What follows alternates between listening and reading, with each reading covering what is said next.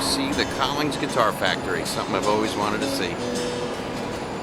Big fan of Bill Collings guitars, and here we are in Austin, finally getting to see it. Been to a lot of guitar factories, but I've never seen Collings just have so much respect for the quality that these guys produce. They sound amazing, like they're easy to play, they just feel good, you know? So we're gonna check into the hotel, get some dinner with Bill Collings, and tomorrow visit the factory. Hey, the king.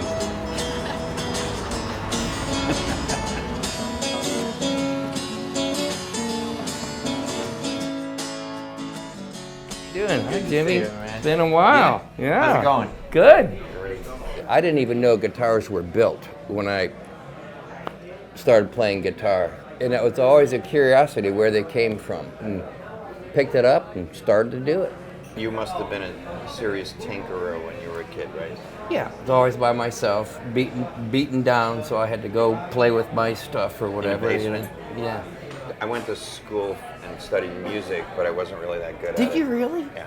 When I got involved with the machinery and stuff on the factory floor, it was just kind of a perfect marriage for what I used to do as a kid, tinkering, right? And what I like to do as a guy who wanted to be a musician. But learning music theory to me was like, I think, tremendous. If you understand those relationships, you can figure out lots of other things. Well, that's what you want. You want to make it better and better. When you make your first guitar, it's the best guitar, right? Then you pick it apart and make it a little better and make it a little better and keep going. Yeah. Can't wait to see the factory tomorrow. I've been looking forward to it for years. Should be a blast. And I'll see you in the morning. It'll be good. Yeah.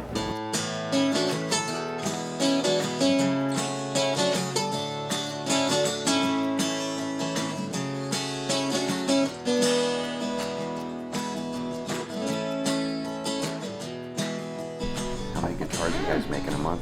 15, 17 instruments a day, all different.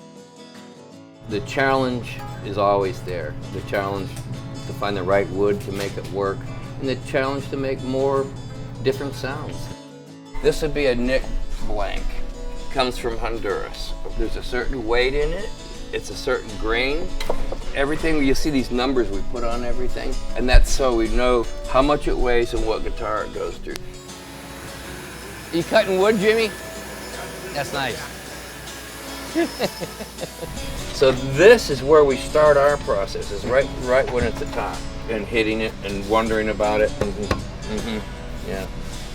That's a nice top right there. We're not making the same guitar over and over.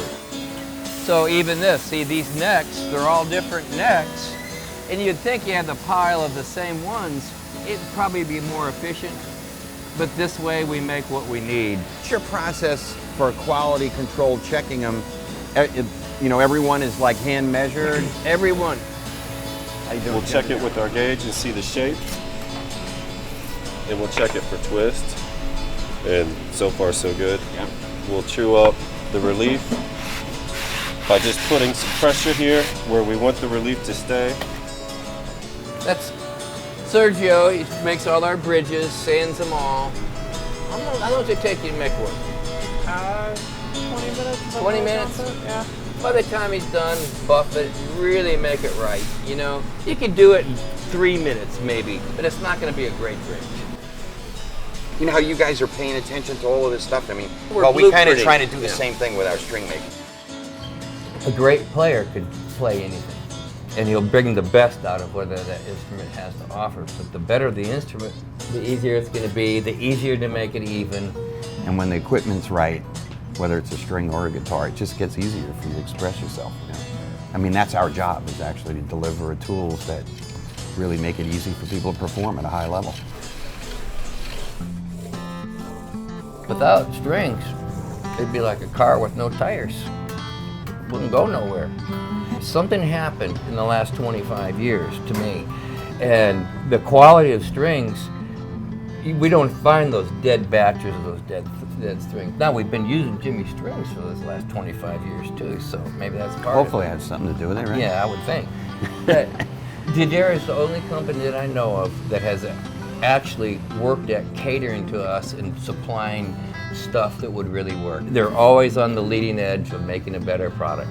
So it means a lot. This is where we finish. So again, it's all the detail that makes it work. The Wow, look at scraping, that. the blah, blah, blah. Man, you guys are good. That is really beautiful. It's our craft, it's what we do. We don't want to just do the same old thing and be bored with it. We want to grow. I mean, and that's the fun part. Well, there's always a challenge when you're manufacturing, right? Anything. You always want to make it better. It's a hoot, man. You can get to work every day and just It's like a try another sandbox. new idea out. Just trying to do a better job every day. And it's Just doing what we like. yeah, it's great. It's inspiring.